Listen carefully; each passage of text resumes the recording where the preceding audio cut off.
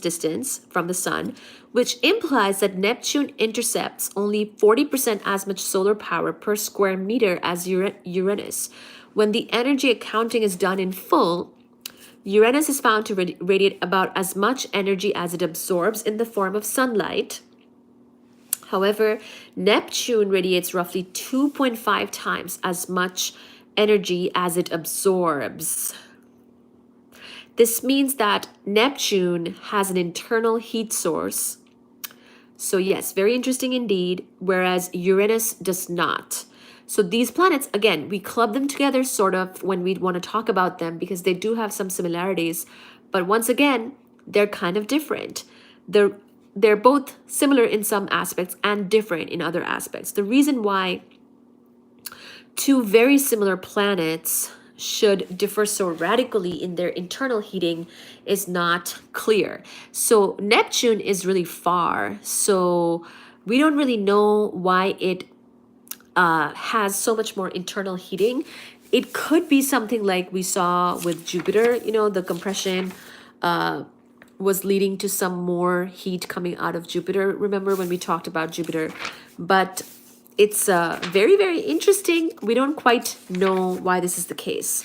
But let me tell you again, remember that Neptune is at 30 astronomical units, whereas Uranus is at 19.2. So it's another 10 astronomical units farther out than Uranus, but has a very similar temperature as Uranus, which is a little weird. So and in mass, they're not too far off from each other. Uranus is smaller; it has 14.5. So Earth mass, 14.5 times the mass of Earth is the mass of Uranus. 17.1 times the mass of Earth is the mass of Neptune. But they have very similar temperature. So it's like, what other sort of thing is happening within Neptune to make it generate more heat? That is a question.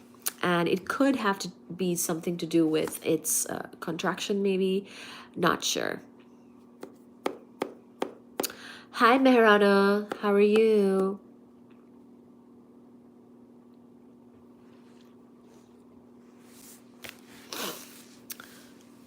Where are you from?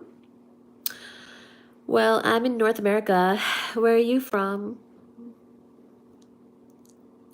That's the continent. Sometimes I do continental welcomes.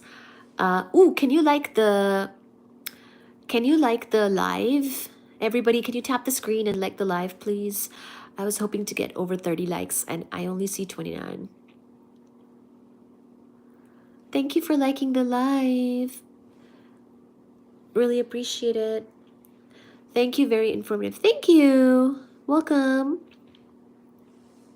So my continental welcome is Asia. Welcome. North America, South America. Welcome. Europe. Welcome. Antarctica. Welcome. Australia. Welcome. New Zealand. Welcome. Africa. Welcome. Yay.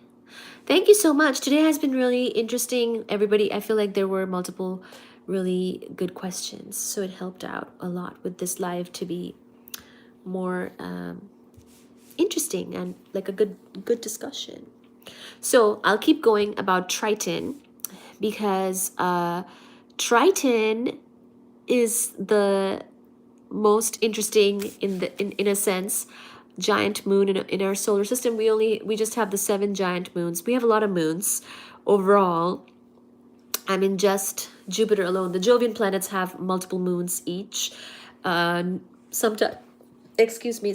more new moons are getting discovered all the time. Jupiter has like 60 plus moons, and more are found every day almost. I don't know, actually. I don't know if they're found every day, but yeah, there's a lot. So, but out of the many, many moons in our solar system, there are just the 7 giant ones, and Triton is the one we're going to be focusing on for a minute here.